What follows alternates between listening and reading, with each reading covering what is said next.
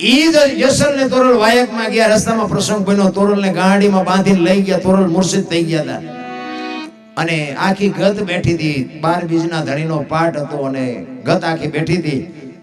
બધાય પૂછે છે કે તમે આવ્યા ને તોરલ? તો કે ગાડીમાં છે બધે. ગાડી ખોલીને આખી ગત આરાધ કરે છે, તોરલ બેઠા નથી થતા. પછી જેસલ કહે છે લાવો એક તારો મારી પાસે. અહીંયા બાપુ જેસલે વાણી કરી હતી, પીરજી પુકારે મુજા ભાવરા સતી તમારા ધર્મને સંભાળો, પોતાના પૂન સિવાય પાર નહીં, ગુરુ સિવાય મુક્તિ નહીં.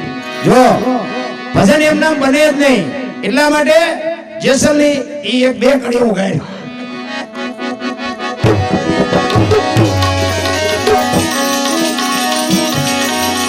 આવા પીર રે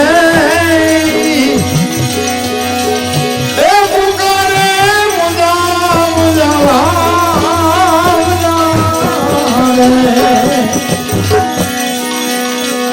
અને સતી તમારા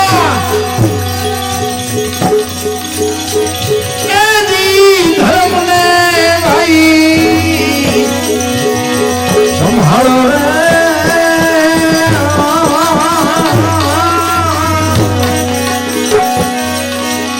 આવા પોતાના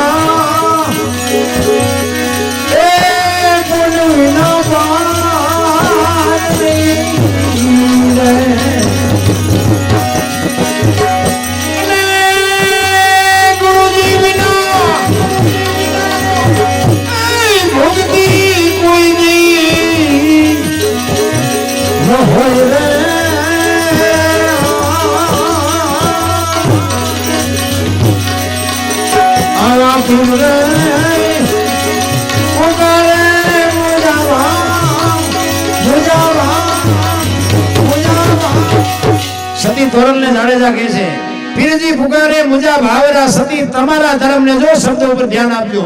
બે ભેગા ભજન કરતા હતા, સતી આપણા ધર્મ ને સંભાળો એમ નહીં, સતી તમારા ધર્મ ને સંભાળો, પોતાના પૂન સિવાય પાર નહીં, ગુરુ સિવાય મુક્તિ નહીં. અને આવડી આજ વાત જેસલ ને તોરલે કરી હતી. ક્યાં? મધ દરિયામાં હોડીમાં હતા તેથી તોરલે જાડેજાને કીધું હતું કે પાપ તમારું પોકારો પૂન કર્યું હોય તો યાદ કરી લીધું. આ ઈ ભજન યાનું ભજન યા બાપુ કડી થઈ જાય, ભજન ની હાકળ બની જાય. પણ એવા સમર્થ સદગુરુનો સથવારો હોય તો સમજાય, બાકી સમજાય નહીં. સતી તોરલ એકલા વાયકમાં ગયા ને તેથી જાડેજાએ સતી તોરલને કીધું કે વાયક જીલું છે, તમે જાઓ, મારું શરીર મારી તબિયત બરોબર નથી, હું નથી આવતું. જો અહીંયા તોરલ પાસે જાડેજા જૂઠું બોલ્યા. શું કામ? વચન નિભાવવા માટે. જો જાડેજાએ ખુલાસો કર્યો તો તોરલ થાત નહીં, વચન જાત નહીં અને વચનના ભંગ થાત. એટલે જેસલે કીધું તમે જાઓ, વાયક જીલું છે એટલે જાવું પડે. અને જેસલ ને ખબર હતી હવે મારો સમય થઈ ગયો, હવે મારે રોકાવા એવું નથી. તોરલ ને ખુલાસો કરીશ તો જાય છે નહીં. અને સતી તોરલ વિયાઈ ગયા ને પછી બાપુ વાણી બને. જેસલ લખે, રોઈ રોઈ કોને સંભળાવું, મારો રુદિયો રોવે માયડો ભીતર. તોરલ તોરલ તમે મને ન મળ્યા તો મારી દશા શું થાય? હું તો એક કડવી વેલનું ચૂંબડું હતું, મને માણાય નો ખાત ને જાનવરી નો ખાત. તમે ન મળ્યા હોય તો મારો આ દુનિયામાં કોઈ હિસાબ જ નહોતો. રોતો રોતો જાડેજો ગાય છે, ઈ કે હું મરી જાઉં એની મને પરવા નથી, હું મારો સમય થયો છે, હું જવાનો છું. પણ હું વ્યાઈ ગયા પછી તમે આવો ને તો મારી સમાધિ માથે 2 ગાયત્રી સંભળાવજો, મારા જીવની ગતિ થાય. બાપુ જાડેજાને ક્યાં પુગાડ્યો છે? અને આયા દાદા ઉગમસિંહ ગાદી ઉપર બેઠા છે, ગત ગંગા બેઠી છે અને જોત છે. અને અહીંયા રાતના 12 વાગ્યાનો સમય થયો, જોત ઝાંખી પડી ને ત્યારે સતી માં તોરલ ગુરુ મહારાજને કહે છે કે બાપુ આ જોત ઝાંખી પડતી હોય એવું નથી લાગતું?